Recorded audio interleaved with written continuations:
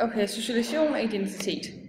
Socialisering, det er læren om, hvordan man begår sig i samfundet og opfører sig alt efter, hvilken gruppe du er sammen med. Dobbeltsocialisering, som I kan se her på modellen, som er dobbeltsocialiseringsmodellen, den er, der socialiseres vi både i familien og ude i samfundet. Ja, vi skelner mellem to slags socialisation. Den primære, som foregår i familien, og den sekundære socialisation, som foregår ude i samfundet, f.eks. i en institution. Og som vi kan se på pilene, så har alles handlinger påvirker hinanden både positivt og negativt. Der kan være konsekvenser ved en svag primær socialisering. Som man kan se i en artikel, vi har læst, der hedder, når forældre ikke giver modspil, får vi hovedløse forvirrede børn. Der snakker de meget om, at børn, der har haft en svag primær socialisering, ikke kender de uformelle normer som venlighed og taknemmelighed med at sige tak og gøre, hvad der bliver bedt om og sådan noget. Og så er der de formelle normer, og de formelle normer, det er de nedskrevne regler, såsom loven, og som siger, hvad man ikke, altså hvad samfundet ikke tillader, og hvad de tillader.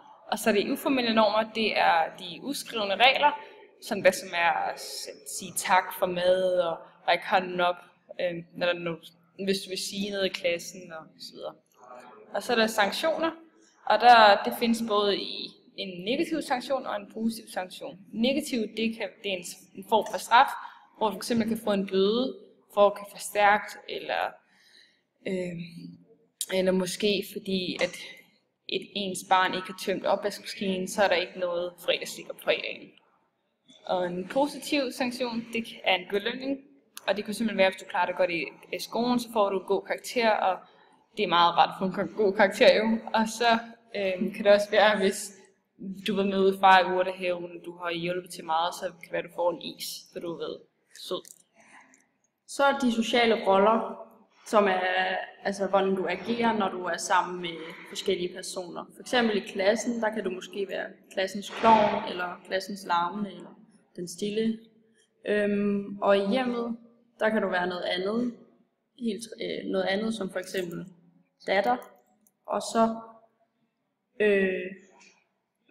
i vennegrupperne, der er du nok noget helt tredje. Det er ikke nogen formelle roller, så det vil sige, at det er ikke nogen, der er skrevet ned, og det er ikke nogen, man har stemt om, hvem skal være. Det er nogle uformelle roller, som bare kommer af sig selv. Ja, de 4 identitetsniveauer, som vi skelner imellem, det er jeg-identiteten, den personlige identitet, den sociale identitet og den kollektive identitet. Og jeg-identiteten, det er ligesom kernen af mennesket, det er den du er.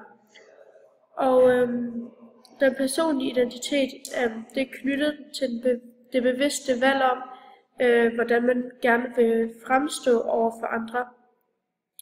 Den sociale identitet, det har noget at gøre med ens image i de forskellige sociale roller og positioner over for andre i samfundet.